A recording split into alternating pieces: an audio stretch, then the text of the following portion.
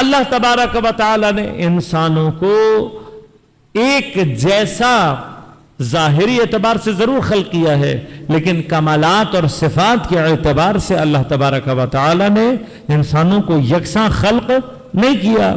بعض افراد کے اندر بعض صفات زیادہ ظاہر ہوتی ہیں، بعض کے اندر بعض دیگر صلاحیتیں ظاہر۔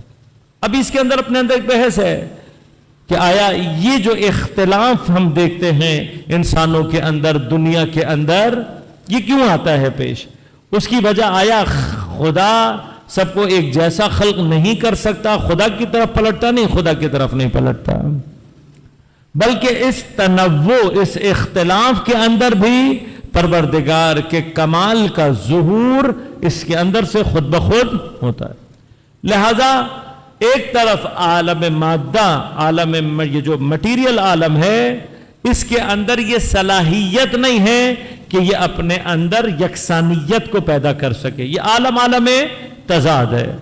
اس عالم تضاد کی کیفیت پلس مائنس کی طرح، پازیٹو اور نیگیٹو کی طرح سے ہے۔ بس کوئی بھی چیز ایک ہی وقت میں پازیٹو اور نیگیٹو ایک ساتھ نہیں ہو سکتی۔ یہ کیفیت کہ جہاں پر تضادات اپنے کمال کے ساتھ جمع ہوں اور پھر اپنے آپ کو ظہور بھی دیں اور پھر ایک دوسرے سے نہ ٹکرائیں، تنازع پیدا نہ کریں، صرف اور صرف ذات باری تعالیٰ پروردگار کے اندر ممکن ہے۔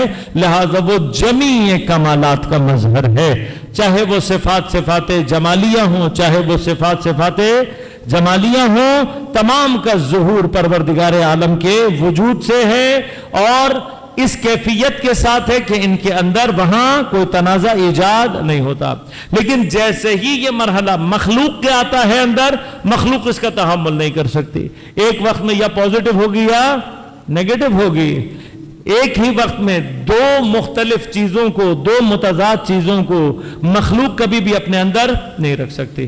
لہٰذا یہ جو اختلاف ہمیں مخلوق کے اندر نظر آ رہا ہوتا ہے، یہ اختلاف پروردگار کی ان صفات کا ظہور ہے جو کہ تنوع کی صورت میں اس کی مخلوقات سے ظہور پیدا کرتا ہے۔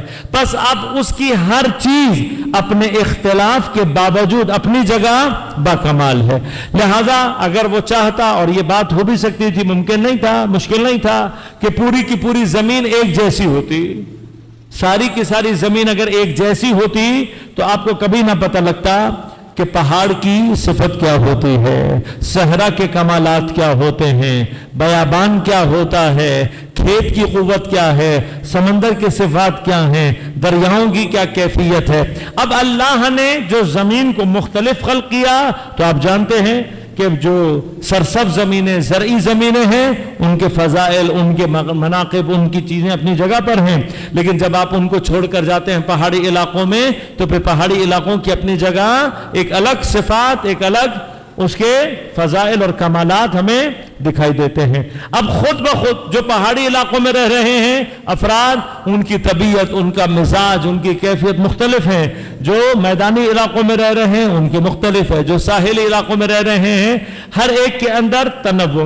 اب اس تنوع کے ساتھ پروردگار عالم نے انسانوں کو جو مختلف رکھا، یہ جو ہم اور آپ کیٹیگرائز کرتے ہیں، کسی کو اچھا، کسی کو سپیریئر، کسی کو انفیریئر کہہ رہے ہوتے ہیں، بنیادی طور پر دین کا تصور یہ نہیں ہے۔